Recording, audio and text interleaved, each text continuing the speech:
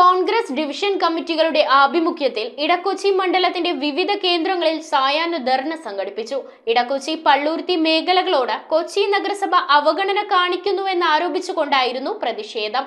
KPCC secretary Thampi Subramaniam, DCC secretary NR Sreekumar തുടങ്ങിയവർ വിവിധ സ്ഥലങ്ങളിലെ പ്രതിഷേധ ധർണകൾ ഉദ്ഘാടനം ചെയ്തു.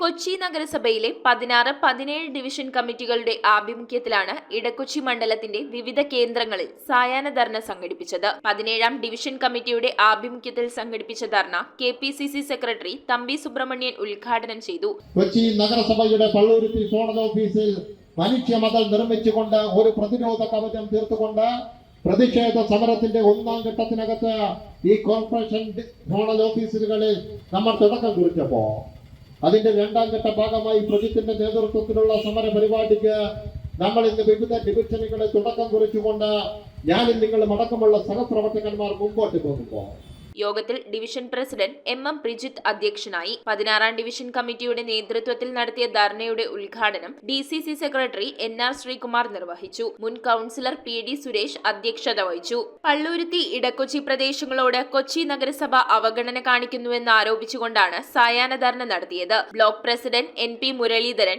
Councillor Abhilash Thoppil, John Rebello, KJ Robert, KS Amminikuttan, CL Saseendran, Francis Assisi, TN Subramanian, David Lison, Haseena Najeeb, Vinod Thampi, Sali Kareethara, Manjula Natarajan, AS Sukesan, MR Madhu, Soni, Vipin, Lawrence Sooryappally, Jojo Chirayil, Mercy Joy, Stefin Vipin എന്നിവർ സംസാരിച്ചു. കൗൺസിലർമാർക്കൊക്കെ വാട്ടർ അതോറിറ്റിയുടെ മുമ്പിൽ പോയി ഇരിക്കേണ്ടി വന്നു.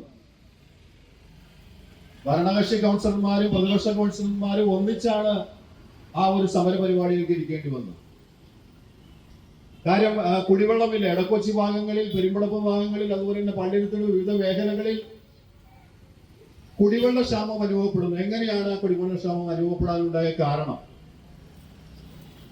കായലോര മേഖലകളിൽ ഉണ്ടാകുന്ന വേലിയേറ്റവും അതോടൊപ്പം തന്നെ അതുമായിട്ട് ബന്ധപ്പെട്ട് നിങ്ങൾക്കറിയാം, ശുദ്ധജലത്തിന് പകരം പൈപ്പിലൂടെ വന്നിരുന്നത് മലിനജലമാണ്. News bureau, Kochi. തറവാട്ടിലേക്ക് സാധനങ്ങൾ വാങ്ങിയ കട ഇത് തന്നെ. ഇനി ഒന്നും നോക്കണ്ട, കണ്ണടച്ച് വാങ്ങിച്ചോ. ഏത് ഐറ്റത്തിനും ഞാൻ ഗ്യാരണ്ടി.